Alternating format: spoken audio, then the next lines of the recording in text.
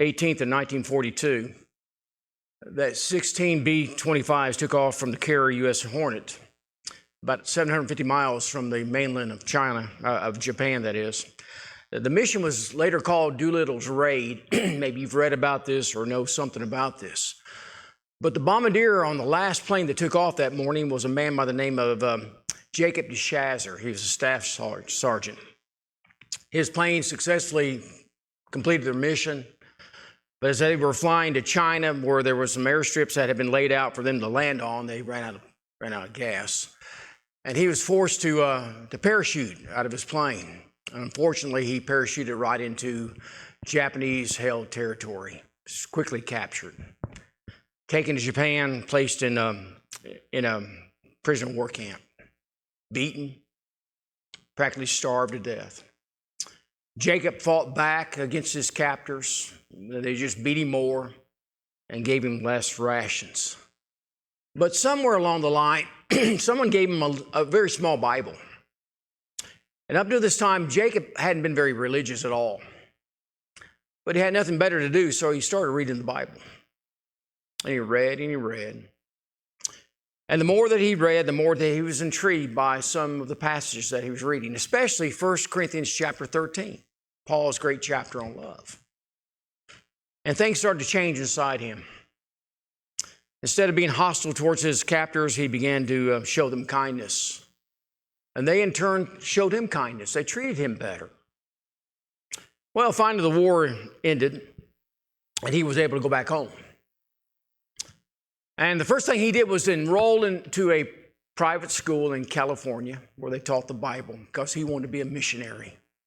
And so he succeeded in his 2-year enrollment of that Bible college. He got his degree, and he became what they called a missionary. Guess where he went back to preach at? Japan. And for the next 30 years, Jacob de Chazer would preach the gospel in the very country that held him captive for so long. I think he's a great example of someone whose heart was turned from animosity and hatred to one who was filled with love. He found forgiveness to an enemy that once treated him very, very poorly. He turned a giant negative into something very positive. I really appreciate this. I don't know who came up with the subjects.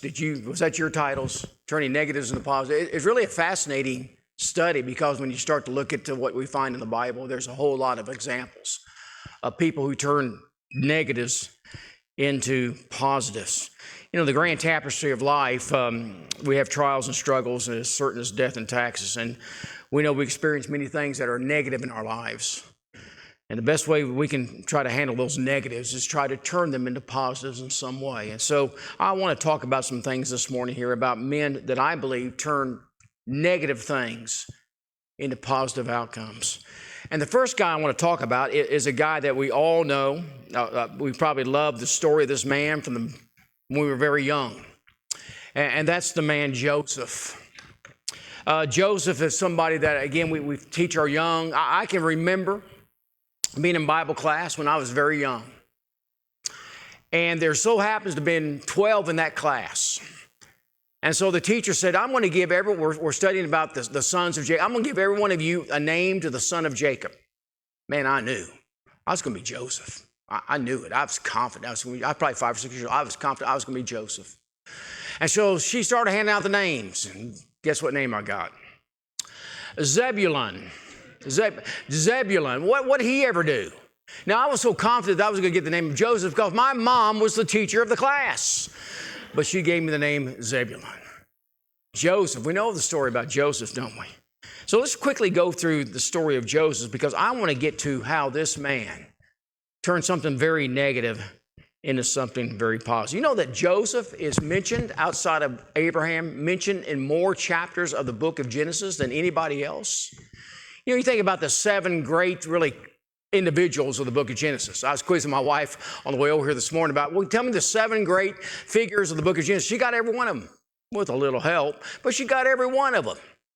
But of all of those 7, just outside of Abraham, Joseph we know more about, because I think Joseph is the best representation of a Christ-like attitude when it comes to forgiveness. And that's what we're going to find in the story of Joseph. Now, his story begins, in Genesis chapter 37. In Genesis chapter 37, we find out about this man, Joseph here, who is one of the sons of Jacob. In fact, look at Genesis chapter 37. Look at verses 3 and 4 there. 3 and 4. Now, Israel loved Joseph more than all his children because he was the son of his old age. Also, he made him a tunic of many colors. But when his brothers saw that their father loved him more than all his brothers, they hated him and could not speak peacefully to him. And so the brothers hated Joseph because the father showed favoritism towards his son. You know, it's amazing when you look at some of the fathers of the Old Testament. They weren't the best fathers in the world, were they? Here's Jacob, who's shown favoritism to his son. Well, what did his father do? Isaac. Well, he showed favoritism to his son. And then we look at a man like Eli, who had rotten sons. You look at a man like David, who seemingly couldn't keep the peace in his own family, who was very weak sometimes, maybe in handling his family. And so we see these individuals of the Old Testament, they weren't the best fathers in the world. And Jacob here, in showing his favoritism to one of his sons, of course, just brought on the animosity and the hatred that the others would have. Well, there's a second reason why the brothers hated him, because of the dreams. Look at 5 and 6 there of chapter 37. Now Joseph had a dream, and he told it to his brothers, and they hated him even more. So he said to them, please hear this dream which I have dreamed. There we were binding sheaves in the field, and then behold, my sheaf arose and also stood upright. And indeed, your sheaves stood all around and bowed down to my sheaf. I've got 3 brothers. I've told people if I had one more, I'd have 1,000, because the other 3 are zeros. Now, the rest of you will get that on the way home. But if my brothers came to me and said, you know what, I had a dream last night, and one of these days you're going to be bowing down to me, how would you take that? I wouldn't take it very well, probably. I'd probably hate him even more than I hate him, just being a brother. But here's Joseph telling his brothers, one of these days you're going to bow down to me. Now, you can imagine what those brothers thought about that. Look at verse 8. And his brother said to him, shall you indeed reign over us, or shall we indeed have dominion over us? So they hated him even more for his dreams and for his words. That didn't go very well, did it?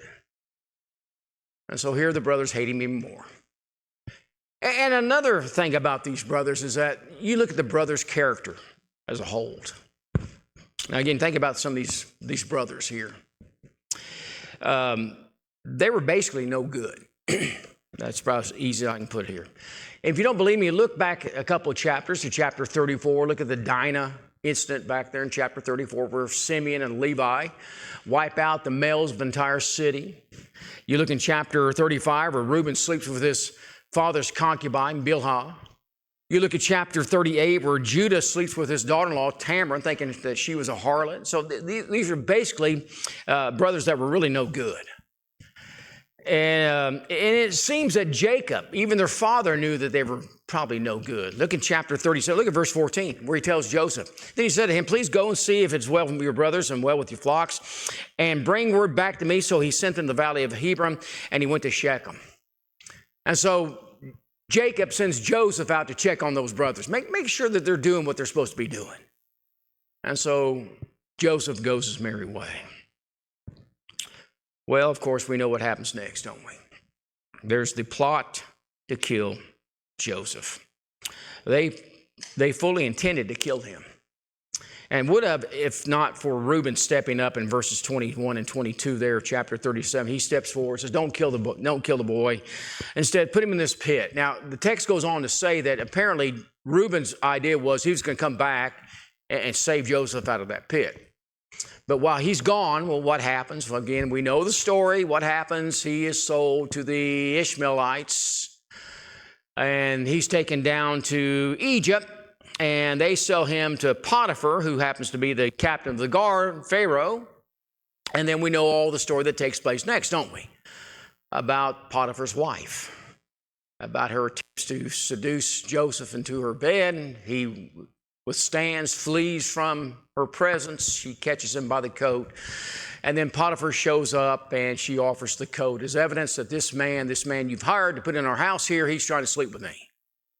You know, I've read that I don't know how many times, and maybe you've read the same thing or come to the same conclusion that I have. Do you think Potiphar bought her entire story?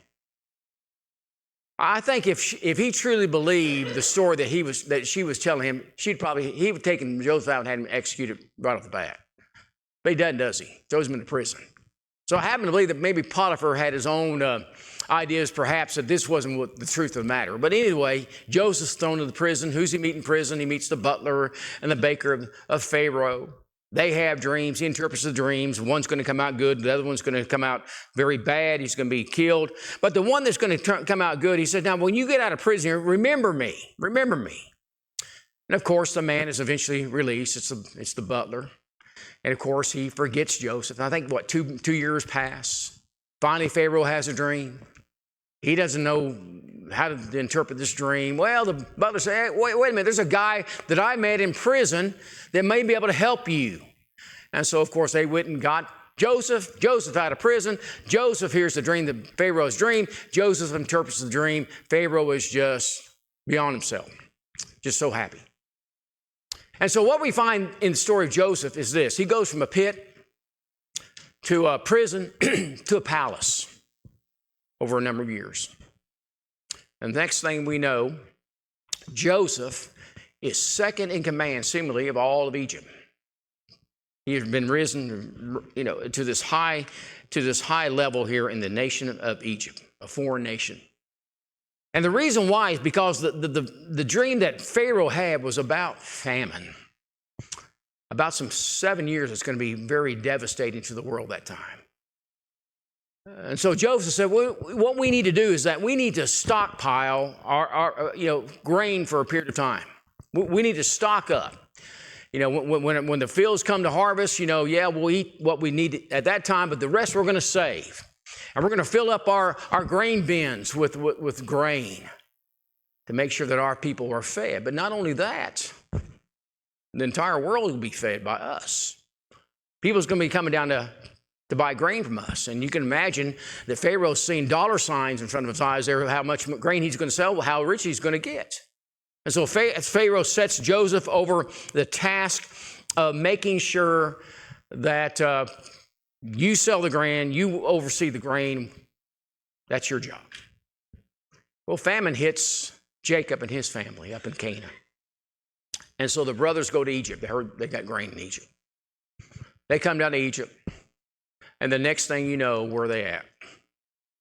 Standing in front of Joseph. Joseph recognizes them, but they don't recognize him. He speaks to them in Egyptian. There's a translator.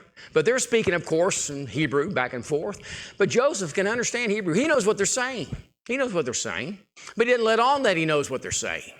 He just plays the dummy, doesn't he? And, of course, if you know the story as it transpires there, they buy their grain. He first accuses them of being spies. You've come to spy us out. He finds out, says something about, well, how about your father? And they tell me, well, he's still living, and our youngest brother, he's back home, which happens to be Joseph's full brother. And of course, the story goes on. Simeon is held as hostage as the boys go back home, but they run out of food again. But Joseph told him, if you ever come back down here, you got to bring your youngest son, youngest brother, Benjamin. He didn't name him. He doesn't say his name. He knows his name, Benjamin. And of course, they go back. Benjamin is taken back with them. But first, Judah tells his father, listen, if anything happens to Benjamin, you take it out on me. Now, here's Judah, who was all about wanting to throw Joseph in a pit. In fact, he was all about wanting to kill Joseph, but now Judah is stepping up and saying and interceding for the life of a brother. Things are changing in these boys. And finally, they get back there with their son, with their brother Benjamin. Again, the story transpires where he gives them grain, gives them their money back. But this time, he had his silver cup placed into Benjamin's bag, unbeknownst to Benjamin. They take off. Joseph sends his guard out there. They track them down. They open up their sacks. The brothers, we didn't steal your silver cup. And then they find the silver cup in Benjamin's bag. Bring them all back. Line them up before Joseph. Again, Joseph has not revealed himself to them yet. But again, you hear the conversation that goes on between the brothers and how they're now pleading that they do not take Benjamin.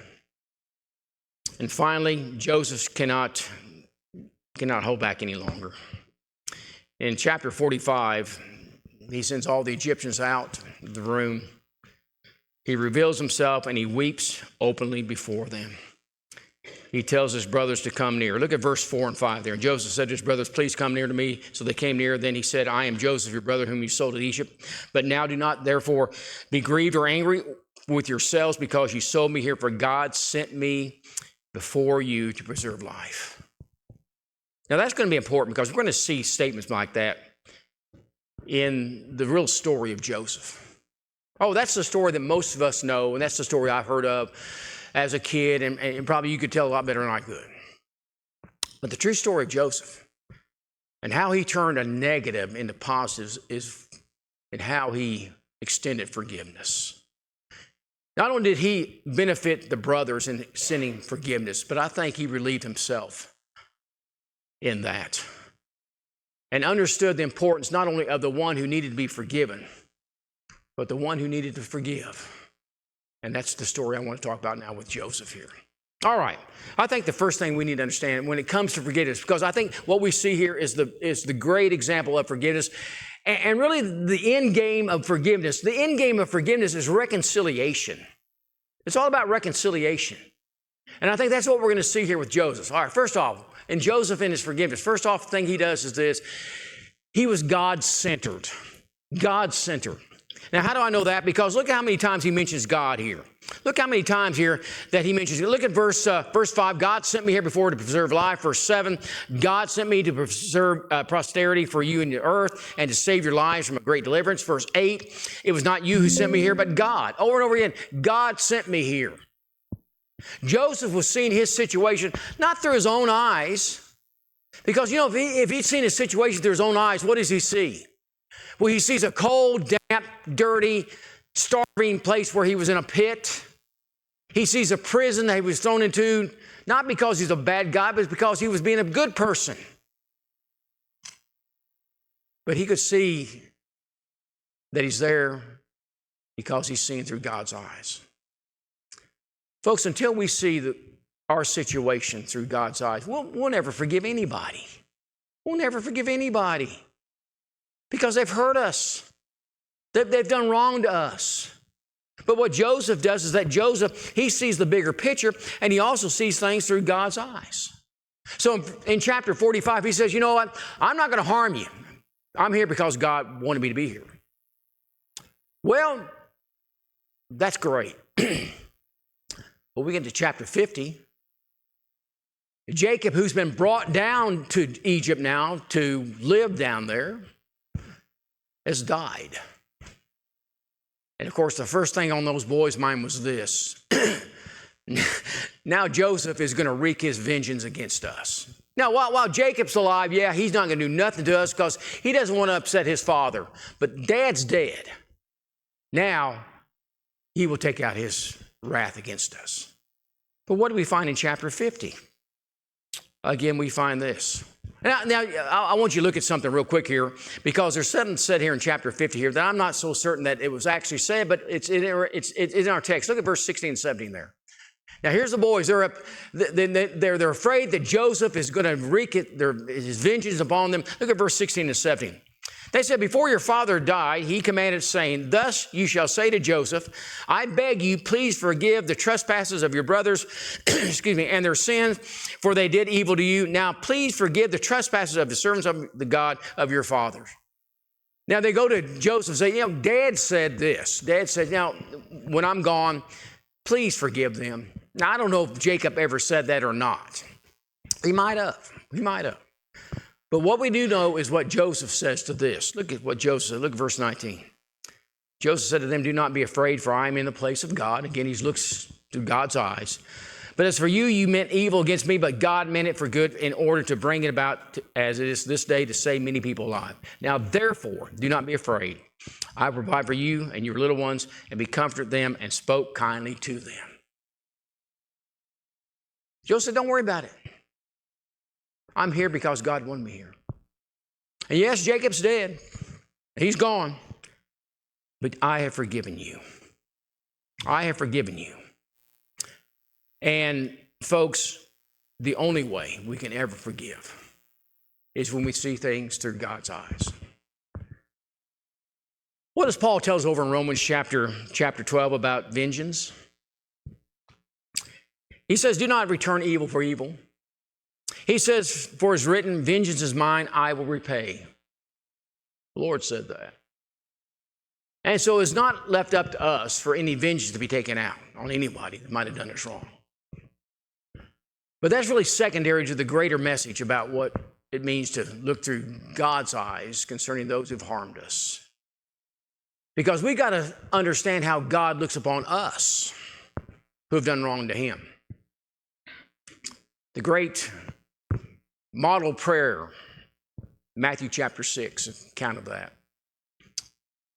Christ says what? To forgive us of our debts as we forgive our debtors. Now, if they happen to miss that, Christ included a postscript to that prayer, a PS. And that's verses 14 and 15. He says, for if you forgive men their trespasses, your heavenly Father will also forgive you. But if you do not forgive men their trespasses, neither will your Father forgive your trespasses. Well, you can't get any clearer than that, can you? Now, there's a lot of things in the Bible that we look at and we might scratch our heads and say, what is he talking about? Is there anything that is obscure in that? Ambiguous? No. Can't get any clearer than that. In fact, Paul says in Ephesians chapter 4, to be kind to one another, tenderhearted, forgiving one another, even as God in Christ forgave you. And so first, as we look in our God center, we see how God treats us. Does he hold us at arm's length, or does he forgive us? And we must be willing to forgive, to be as God forgives us. And the second thing now, that's the first thing. The second thing is this. The second thing is he comforts them. He comforts them. It says in verse 21 there, chapter 50, he comforted them and spoke kindly to them. Now remember, before this, he didn't speak so kindly to them. But now, here he speaks kindly to them. To comfort somebody means first and foremost that the person you're comforting was in some way discomforted. And so what we have here is the case of this. Somebody has sinned against you. Somebody said something about you. Somebody has done you wrong. And they've come to realize that. They know exactly what they have done. And they're bothered by what they've done. They understand that they've harmed you in some way. They've said things, they've done things, they've harmed you in some way. And they're discomforted now by that. They're troubled by that. They're bothered by that. They want to be forgiven. And so they come to you and they ask for forgiveness. They're brokenhearted and they want to be comforted. And what do? Well, what does Joseph do? Joseph extends his forgiveness to them, and then he comforts them. He comforts them that they might thus live with themselves then what they'd done. There's a great example of this over in the church of Corinth there. We know the church of Corinth was a church with a lot of problems. You look in 1 Corinthians, they were divided amongst various gospel preachers. Seemingly they had lined themselves behind. They were taking one another to court. They had troubles over spiritual gifts. They had a brother living there or worshiping there that was living with his father's wife. There's a lot of problems going on there.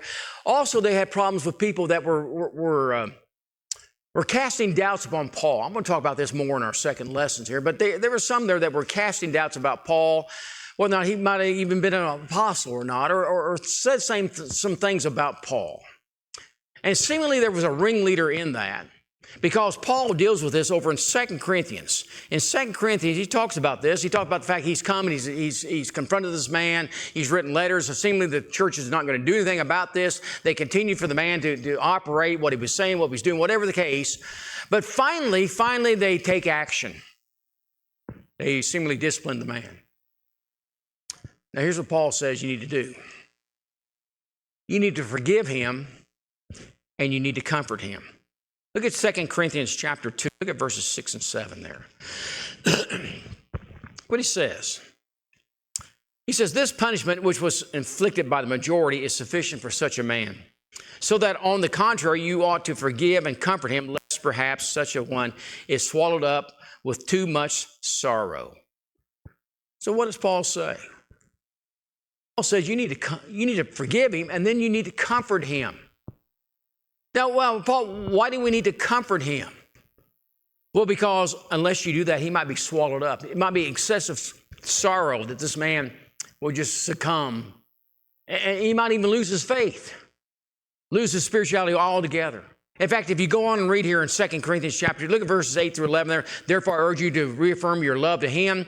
Now whom you forgive anything, I also forgive. For if indeed I have forgiven anything, I have forgiven the one for your sake in presence of Christ. Lest Satan, verse 11, lest Satan should take advantage of us, for we are not ignorant of his devices.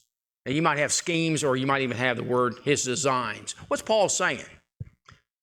Paul's saying, you know what, it's great that you forgive somebody, but you need to comfort them. They need to understand that they are forgiven. Because here's someone who doesn't really feel like he's been forgiven. That gives opportunity for Satan to destroy him spiritually. That's one of Satan's designs right here. That's one of his schemes. If there's any way that Satan can exploit a person, he can do it through someone who feels he's never been forgiven. That's the beauty of what Joseph does back here. Joseph forgives and Joseph comforts. And those brothers understood then that they had been forgiven. And they were comforted in that. And the third thing that we find here, what Joseph does, is that Joseph blesses. Back in chapter 50 of Genesis, verse 21, now therefore do not be afraid, I will provide for you and your little ones. That's what Joseph tells his brothers there. Now, this goes back to chapter 45. This has been already stated in chapter 45, verse 10. He says to those brothers now, before him you shall dwell in the land of Goshen, and you shall be near to me, you and your children's children, your flocks and your herds, and all that you have, the land of Goshen. Josh, you ever been to Goshen, Indiana? Yeah. I don't know of any other Goshen. That's the only Goshen I've ever heard of it, other than Egypt. If you lived in the land of Goshen, in Egypt, you lived in a pretty nice area. You're down there, you're in the Nile Delta. You're down there where if you ever look at the map of Egypt, you know the fingers of the delta up there. That's the most rich soil of all of Egypt. That's where all the crops were grown. Joseph said, I'm going to put you there. That's where you're going to live. He blesses them. These are the brothers that wanted him dead. These are the brothers that sold him, that put him in a pit. These are the same brothers that did all this bad things to him. And now Joseph says, I'm not only forgive you, I'm going to comfort you. I'm going to set you up in the nicest place there is in this land. And do we have an example of this in the New Testament? We do. We call it the parable of the prodigal son. Luke chapter 15. The prodigal son has come home. The dad didn't say, I remember what you did. You know, you're going to be a field hand. No. The dad, what does he do? Puts his ring on him, puts his robe on him, puts sandals on his feet. And then he throws a party. Forgives, blesses, comforts, all those things right there before us. And why do we have the parable of the prodigal son? What's that all about? Well, that's all about God and the way that he forgives us. That Christ says, now here's how this happens, folks. When your Father forgives you, he doesn't keep you at arm's length. He doesn't say, yeah, it's okay, and then never have anything to do with you any longer. Now, when God forgives us, he comforts us and he blesses us. Well, how do we know that he blesses us? Look in Ephesians chapter 2. Let me show you how we know that God blesses us. Look in Ephesians chapter 2, verses 5 through 6 there. What does Christ say? What's Paul say? He says, even when we were dead in trespasses, made us alive together with Christ. By grace you have been saved, and raised us up together and made us sit together in the heavenly places in Christ Jesus. Now that's what happens. That's what happens in our salvation, isn't it? But how is that any different when it comes to our forgiveness after our salvation? Do we sit in lower places? Do we sit in the basement? No, we're raised up in those heavenly places, aren't we? That's where we're raised up when we receive the forgiveness that Christ brings to us. The reconciliation that takes place between us and our Lord in our forgiveness. I want you to look at Colossians chapter 1. And there's one verse I want to read there in Colossians chapter 1 because I think it's a very important verse, because I think here's what we miss sometimes when we talk about reconciliation. We talk about forgiveness.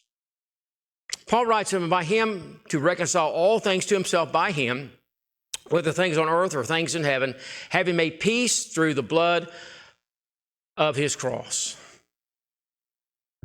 Now, I understand the blood of the cross, what that does. I understand the vertical relationship that reestablishes between me and God. My sin breaks that vertical relationship, that fellowship that I have with God.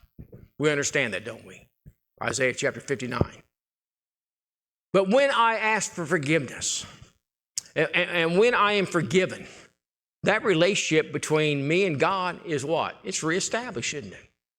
I've got that vertical relationship again. And I think we do a great job of preaching about that and teaching about that and encouraging people to get, you need to have that vertical relationship with Christ, God. And so we extend the invitation every Sunday. If you want that vertical relationship, come forward, repent of your sins, and be baptized. We understand that. We've seen it 100 times. I did something bad, didn't I?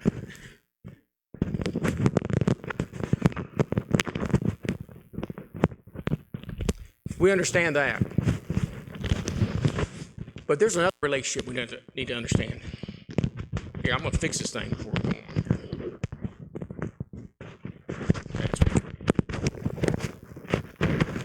There we go. All right, now we're set. There's another relationship that the blood of Christ is all about too. And that's the horizontal relationship. That when I sin against somebody, my horizontal relationship has been damaged, sometimes severely. Oh, we know about that vertical relationship, but don't tell me about that horizontal. You don't know what they did to me. You know what they said about me. Oh, I'll forgive them, but don't ask me to worship with them. Don't ask me to have them over, fellowship with them. Is that how we want God to treat us? You see, the blood of Christ not only reestablishes the vertical, it reestablishes the horizontal. And that's very important for us, because that's the one I think that we have the most difficulty with, don't we? What did we see in Joseph here? We see the reestablishment of the horizontal, don't we? We see him extending his forgiveness to his brothers, his assurance that they'll be not only comforted but blessed. It's all because, first off, he saw through the eyes of God. And then when he did that and understood that, he's able to do the rest. I understand, folks, we've got to look through the eyes of God when it comes to forgiveness. And I think when we do that, I think that helps us get through those terrible things they said to us and the hurt they brought on to us. Because we hurt God tremendously ourselves, don't we? When we sin against him. I began talking about a man by the name of Jacob Belshazzar. But there's another man I want to talk about just for a moment here. This man's name is Buc Chumbley. Buc Chumbley was a Japanese who came across a tract that Belshazzar had written, a tract about the gospel message of love and forgiveness. He was a Buddhist, but he couldn't get that tract out of his mind. Couldn't get it out of his mind. Read it and read it and read it. And finally he was convinced, you know what, I need to give up Buddhism. I need to follow this guy, Jesus Christ. And so he became a Christian. He became a Christian. What's interesting about this man, Mitsu Fuchado, was that, remember Doolittle's raid, those historians there, if you remember, that was our answer to Pearl Harbor, what took place at Pearl Harbor, December 7th, 1941. The man who led the raid at Pearl Harbor was Mitsu Fuchida. He was the commander of the Japanese planes that attacked on that occasion.